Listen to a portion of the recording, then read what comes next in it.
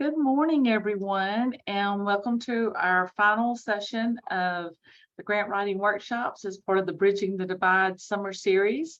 I'm Carla Howell. I am your content expert for research and grant writing for the University of Louisiana system, and I am the current Director of Purchasing and Sponsored Programs Administration at Northwestern State University. Today, I am going to go through demystifying competitive federal grant writing. We've all been there. You look at it, it's confusing. So I'm going to try to break down some of the processes today and give you a little guidance on that. Okay, we're going to stop me here. To start out, we're going to be looking at the reasons that you need to start planning early, finding the right opportunities, preparing your application and your proposal, getting ready to submit. Some of the federal award electronic systems that you may come into contact with as you're looking at different federal agencies, and the advantages to becoming a grant reviewer. So, what's the entire life cycle of a grant? Here's your circle. How do we start? We start planning early. The whole planning process can take anywhere from 8 months and up. Some of your smaller programs may be a little less, but you'll start the plan, you find the opportunity, you apply, you receive the award and review it, make sure it's got everything, you manage the award, you share your results, and go find more money and start all over again. So you can have brilliant ideas, but if you can't get them across, you won't get anywhere.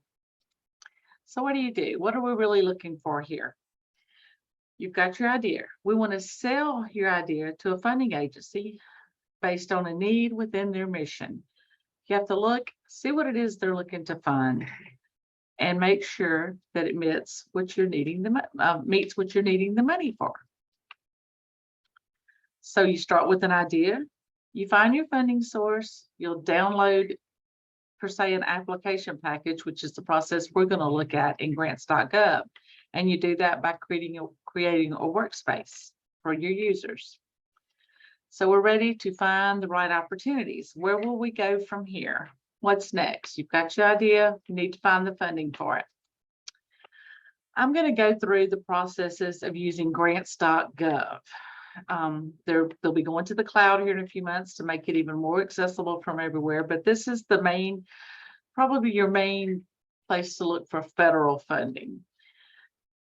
Grants.gov has more than 1,000 grant making programs and uses, I believe it's in excess now of 43 federal grant making agencies. They've simplified the process, meaning that you can go in, you register one time, you find your funding, and you do your application all in this program. Your sponsored research offices generally will have the authorized access to submit the proposals in Grants.gov, but there are ways that they give you access that you work on the proposal during your processes. How do you find the money? They now have an app, of course, in our world of apps that we live in.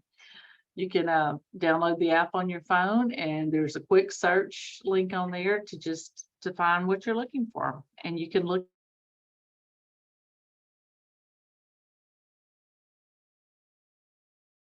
search by funding instrument type, category, look at your different disciplines. And you go in here and you can make it as broad or as general. And then if it's too much, narrow it down. You can look at just items like you'll see I have here check just things that have been posted. Those are announcements that are out there and ready to be applied for. So you find one that you see interest in. You're going to click on the blue link in your list, and it's going to bring you to a synopsis of the program, which is going to give you a lot of the pertinent information. It will tell you the eligibility requirements, kind of a summary of what that program is and what they're looking to fund. You'll have all your dates, your date it was posted.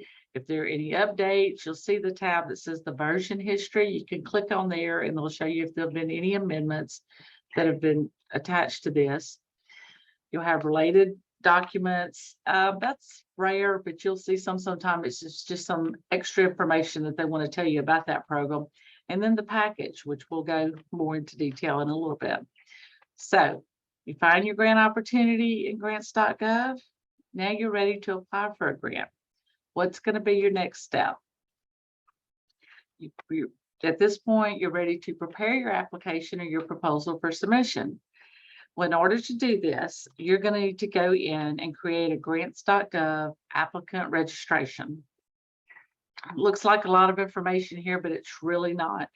Once you go in and you find this page, you'll go into the applicants tab and you'll see register, and you're going to register as an applicant. Go in here, you can read through this. It tells you what your password requirements are.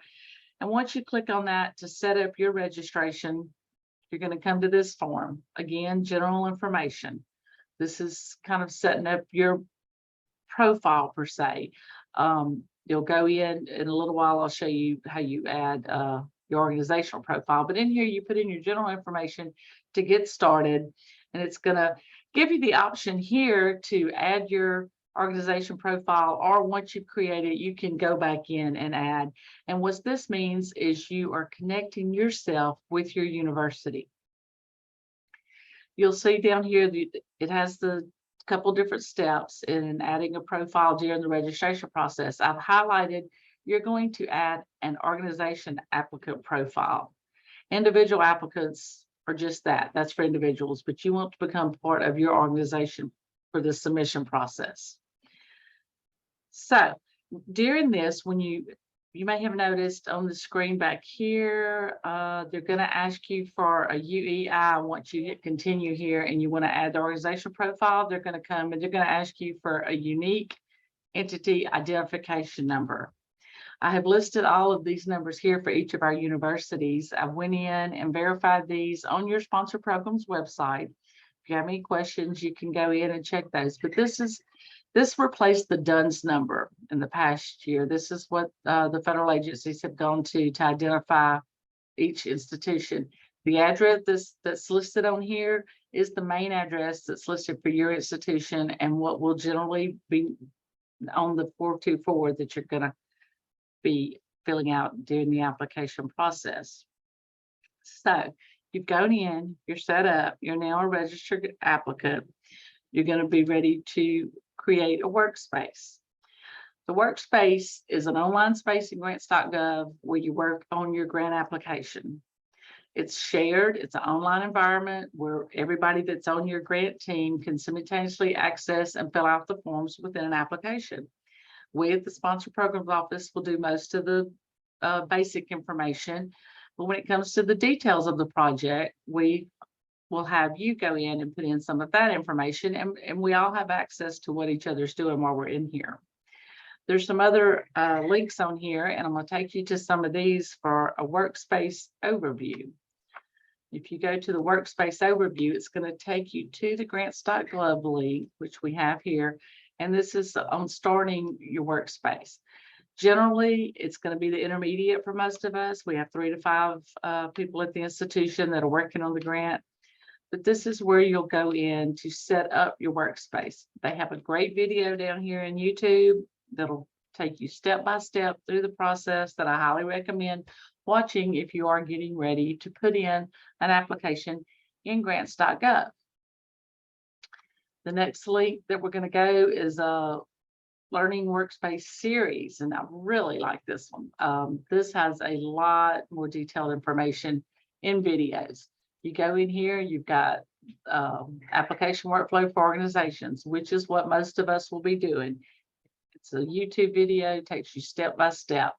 User roles and workspace action. I'm going to show you in a minute how to set up your user roles and how to add your participants to your workspace. How to create the workspace, how to add participants, completing your forms, and submitting the application. So these are some great video resources for you when you get ready to go in and do your application. And last I'm going to show, there's a managed workspace articles. I guess I could show you this too. This link just has a little bit of the overview here on managing it and giving you this is kind of a general guideline on what what goes on in the workspace. This is the one that I lost, the latest blog post about workspace. And here, this is where all your Grants.gov users will go in and share. It's a blog. They'll share information and things that have happened while they're in workspace. A lot of questions that you'll have while working in workspace, you'll already have answers here. You've got the categories of post, and you can see various informations here. Just about any question that you could come up with has probably been asked before, and they tried to bring everything into here. So that's another resource. So we've got the we found the funding. Now we're ready to add participants or our team members to it. You'll see a link when you're in Workspace. It's going to have, you can add from your organization and by username or email. Now, you have to first be sure that your team members have registered in Grants.gov. They have to go in and they just have a registration. They can add their organization where they're at, and that's not going to affect them being able to add them to your workspace.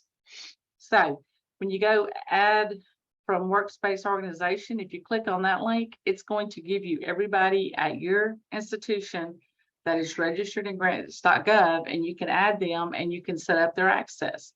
You'll see where it says form access. You can have access to all the forms. If you've got just someone working on the budget, you can give them just access to the budget forms. Authorized to submit is pretty much only going to be your sponsor programs office, and it may have your institution president's name in there.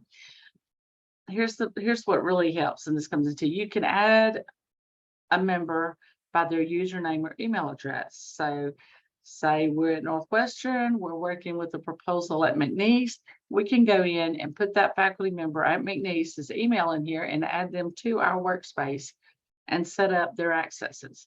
So it's not limited, and this is when you're collaborating on proposals, and that's what makes Workspace very helpful. So we've got our team members in, we've got our workspace set up, have our team member in, we're ready to fill in all the required forms, upload our PDF files, and submit. So in filling in all your required forms, what you're going to do is you're going to have to go find your program. And let me show you this on here. For going through this, I chose a program. I like to go in and I always like to only see what I'm eligible for. So we'll scroll down and we'll put in public and state controlled institutions of higher education. It's going to limit it to just those. For the purposes of this, I found a program with the Department of Interior that has a very thorough package that I thought would be good to use for an example. So we're going to go apply for funding with the Bureau of Land Management for wild horse and burrow resource management. Doesn't that sound interesting? So when you click on your link, it's going to take you to that synopsis page that I showed you earlier with all of your general information, your total funding available, award ceiling. So you said apparently they're planning to award 10 of these. If they're $50,000 each, they have $500,000. It's going to show who's eligible for this and the additional information. You'll have your grantor contact information at the bottom. So you can see this is when we talk about your program manager, reaching out to your program manager, their name and information is going to be in here. This is where you'll see versions. Synopsis 1, they have one update to this, and you can click on to see or it shows up at the bottom, but if you have more than one, you would want to click on to see, and it'll just tell you what they changed on their processes. Any related documents? Well, in here is where they may show the full announcement to what the program application is. It gives you all the details, and you'll see other supporting documentations, just various different resources. This is probably a budget narrative form in Excel, which you can use. That's a good thing to have on some of these, because once I show you the budget form, you'll see how you have to go in and fill it out. So now we're ready to look at what it requires. When you click on the package, you can preview it. If you apply it, you can download it to your computer and work on it within there. But we're going to go in and we're going to look at and preview all of the documentation that is required for this proposal. When you go in here, you're going to see your mandatory forms and your optional forms. You'll also have your agency contact information, which would be this program officer up top. On some of these, it'll give you in this space, it'll give you their phone number, their email. This one here just lists her name, which her contact information is back at the beginning. So in starting your process, of course, all the mandatory forms have to be completed, or the project will not, you cannot submit, but it will give you error messages when you get to the ready to submit if there's anything that's not complete. Your first form is your SF-424, your standard application for assistance. When you pull this form in, some of the information with some of the agencies automatically has their information up here. Some of it does not. However, you're going to know what you need to complete because it's going to come through in yellow. So all of the fields that are in yellow have to be filled in. You can put in information in the other just for your own information, but the yellow fields are the ones that are required. And you'll see most of this is your general institution information, the contact person. Our Office of Research and Sponsor Programs, or Office of Sponsor Programs, fills out the bulk of this information from you. There will be a little information that you will have to provide if they are doing this for you, which would be your title of your project. And then they ask for a descriptive title. It's just a little more information telling a few sentences telling what your project is being funded to do. Here you can add any attachments in this place. Only add your attachments here if in the instructions it tells you to add any attachments to the SF-424. Most of this information your sponsor programs office has on their site. This is where you'll put in your just the overall budget, your federal amounts, the amount you're asking them for. The applicant is the amount your institution's providing as match. Any local private funding sources. And then you'll see down here, and the last part of it is done once everything is done. Your authorized representative who can submit will have to fill in and complete this part for the submission progress. Okay, for the budget information, I touched on that a while ago. Your forms are going to be much the same. It's going to come out like this. And I'm going to assume in this particular program, the Excel spreadsheet that they were showing as other documents in the beginning should be set up in this same format to help you. You're going to have a budget summary, budget categories, and just breaking down. And these are pretty standard. If any of you have worked with any federal projects before, then you're familiar with these forms. And your budget forms are going to be a little different if you're doing a construction or non-construction projects. Just know that you've got to break them down by the grant program function or activity. And again, all the yellow, and even if you're not going to have any, you're going to have to put a 0 in there to get the yellow to go away. We've ran into that several times being ready to submit, but no, we failed to put a 0 in one that we weren't asking for funding for. Your budget narrative attachment form, I'm going to skip down a little bit here. I chose this program because it does have everything lined out. For your budget narrative attachment form, it's going to have its own particular screen. This is where you go in, you'll add your mandatory budget narrative. It's mandatory that in that first column. Your budget narrative, as you'll learn in Grant 101, your budget narrative needs to be in the same format, follow the same categories as your budget form. That reviewer wants to be able to put that narrative beside that budget and see exactly what that money is going to be used for. You'll see your project narrative attachment form. It's going to look very similar over here in the mandatory forms. This is where your main project narrative will go. This is the meat of your proposal right here. In your instructions, they're going to tell you 20 pages, 30 pages, exactly what they want in the project narrative. Read that, highlight that, pay attention to that. This is, the main part of it. Your project abstract is generally listed up top. In here, you're going to see this one has where you can add a file. A lot of the Grants.gov application packages will just have a blank where you'll fill in the blank with the project abstract. It'll tell you how many characters can be put in there. You can copy and paste it from Word and just put it right straight into the program. This one has the place for you to add your project abstract. Let's see, your key contacts. Some agencies have this form, some don't. This is where you'll put in your project director generally and their role, or project managers, they call it here, so that their information's in there. So if they need to contact that person with program specific questions, that's who they would know who to contact. Lobbying forms are going to be consistent. Generally, you'll just have to put in none.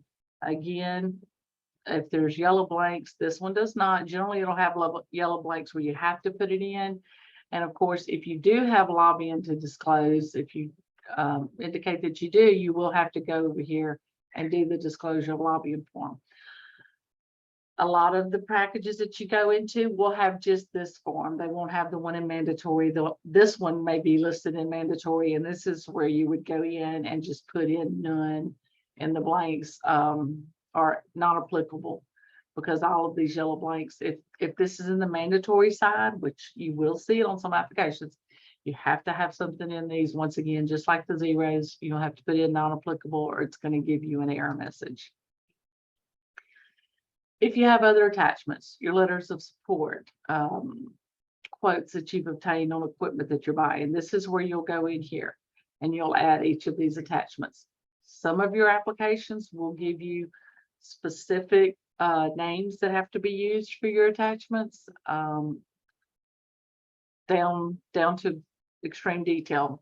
Some of them don't have that requirement, so be sure and watch for that when you're going through your instructions.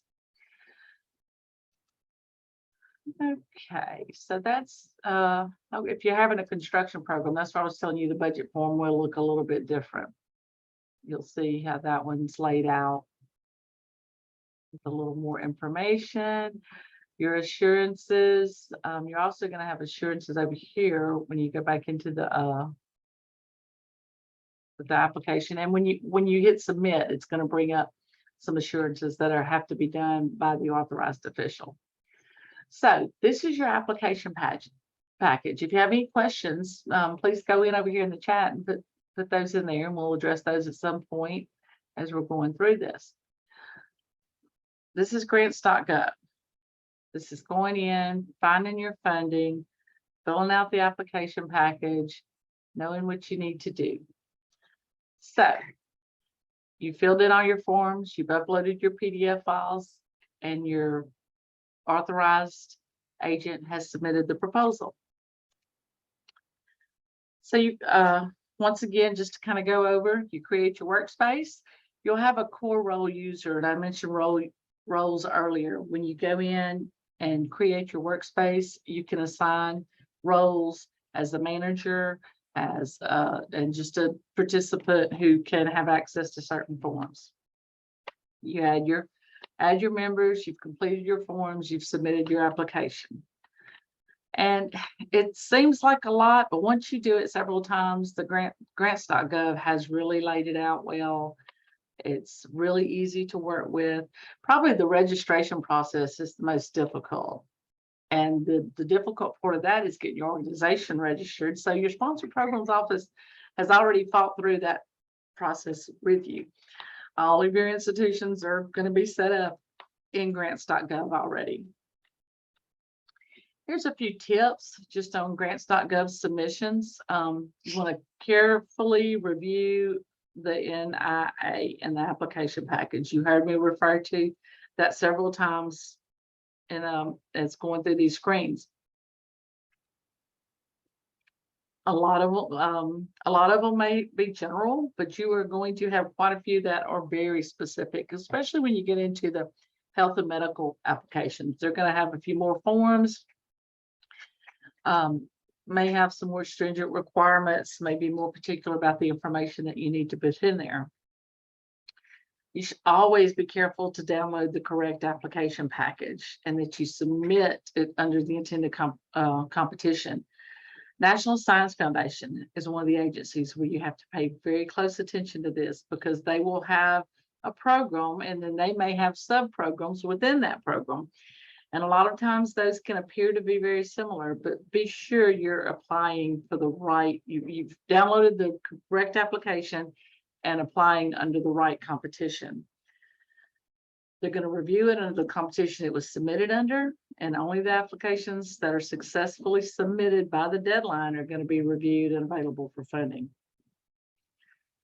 your attachments. Ensure that you attach PDF files only.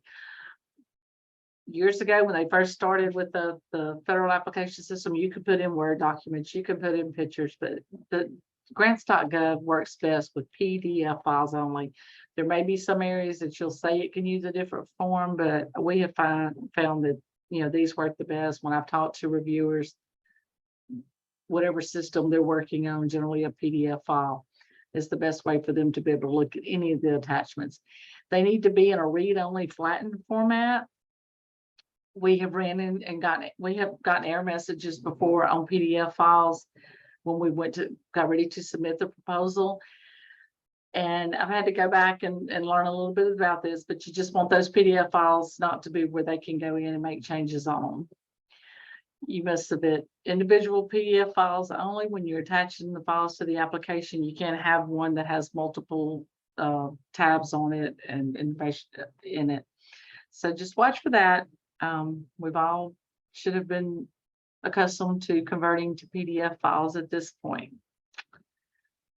So in the overall scheme of writing your application, I love this little top. When something can be read without effort, great effort has gone into in writing. You throw a proposal together, do it quick. You know, we talked about 8 months of planning.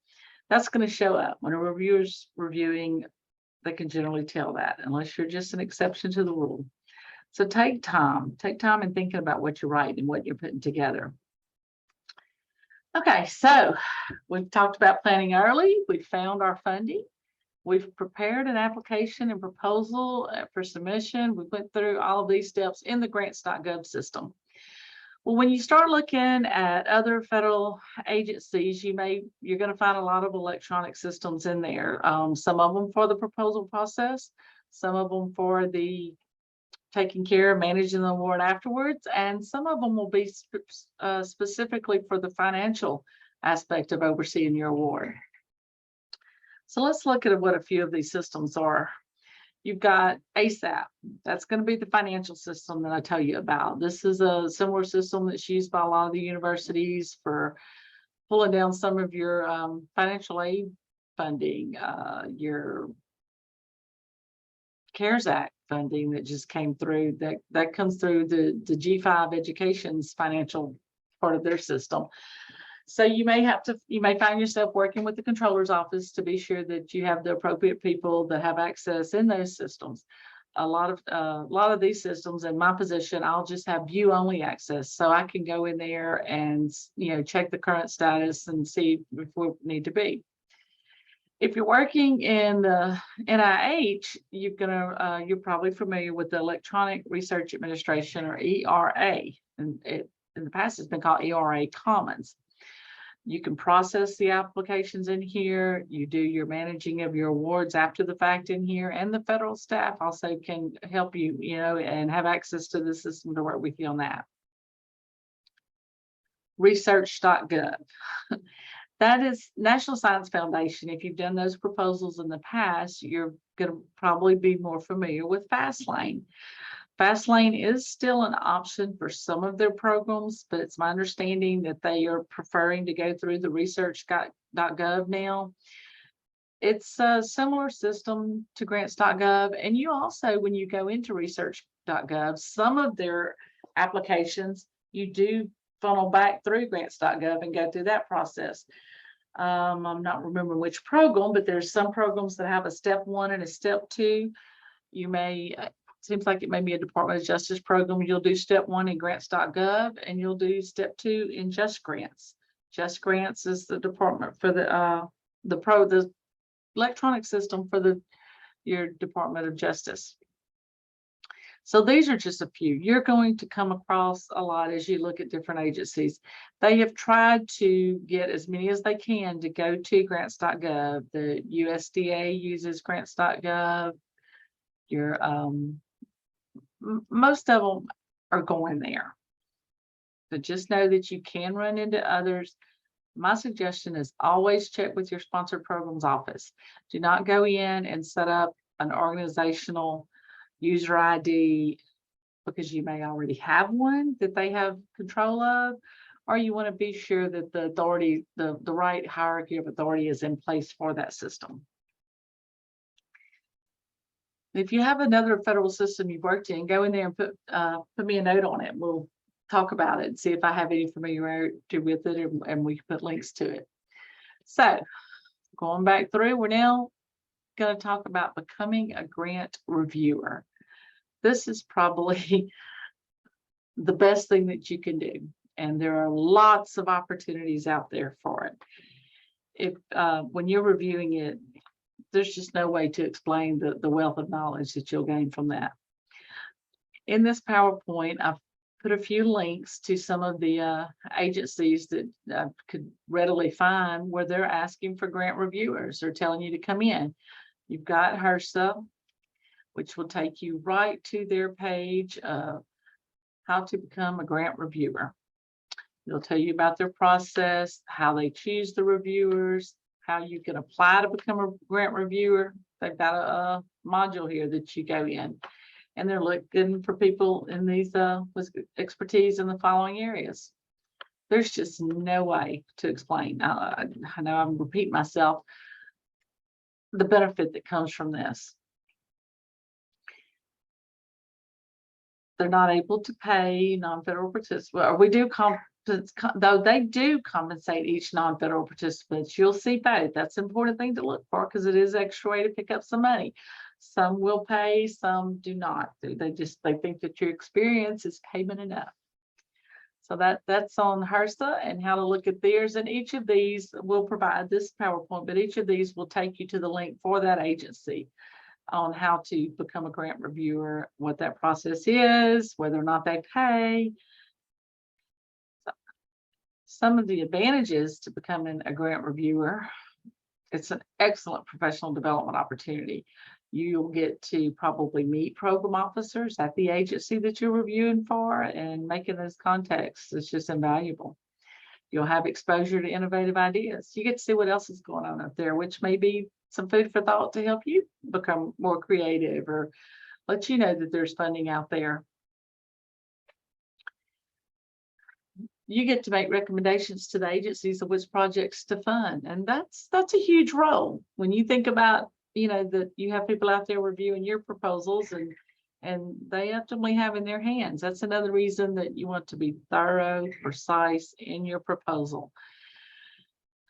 Increases your grant writing skills. I mean, tremendously. You get so much information when you're reviewing proposals, and see how others write, and you get a feel for how you decide what's going to be funded and what's not. You get that opportunity to compare this proposal against that proposal. It improves your ability to get grants. You become a better grant writer, you're going to get more grants, and the possibility to increase your income, as some of those will some of them will pay and some of them don't. This is another thing, and I know I'm repeating, but you cannot express enough the value that comes from becoming one. Someone's asking, could I be considered for a grant review position if I don't have many grants awarded under my belt? Most definitely. You're never going to know unless you try. Just like you're not going to get the funding unless you apply. Reach out there. If you feel like you've got expertise in an area that they're funding, yes, this is getting your foot in the door. This is a start. I mean, if they say no, not yet. When you go to those links, you may see that there are specific requirements. You may have had to have a grant funded with their organization, or a similar grant funded with their organization. So that is something that you could definitely check on with each agency. Don't just assume that you're not eligible. So if I waited for perfection, I would never write a word. None of us are perfect, but you've got to start somewhere. Look at what you're teaching. Look at what your interests are. Find the funding. Write the proposal. You're not going to get it if it's not out there. I'm not seeing any other questions in the chat at this time. Of course, you could always follow up with me after at any time, and I will respond to your questions or direct you to the location that you can get the answer to your question. This is my contact information. Again, this is being recorded, so this recording is going to be available on the Moodle page. I ask you, if you have not already done so, to go in and complete the profile data form where we can get a feel for who's in the course, who's interested in the information. Plus, all of our sessions that we've had so far are going to be in there. The PowerPoints are going to be in there, and the recorded presentation will be in there. So if I don't have any other questions at this time, I think we're probably gonna be done, and I do appreciate you joining me today. I look forward to hearing from all of you. Let me know if you have any other questions, and we're probably going to have some more sessions coming up that'll be separate from the Bridging the Divide. We're going to maybe try to meet with the program officer.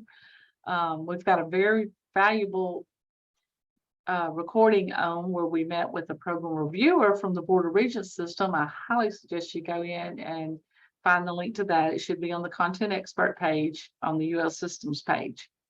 So if there's no further questions, I just thank you all for joining us, and happy grant writing. Bye-bye.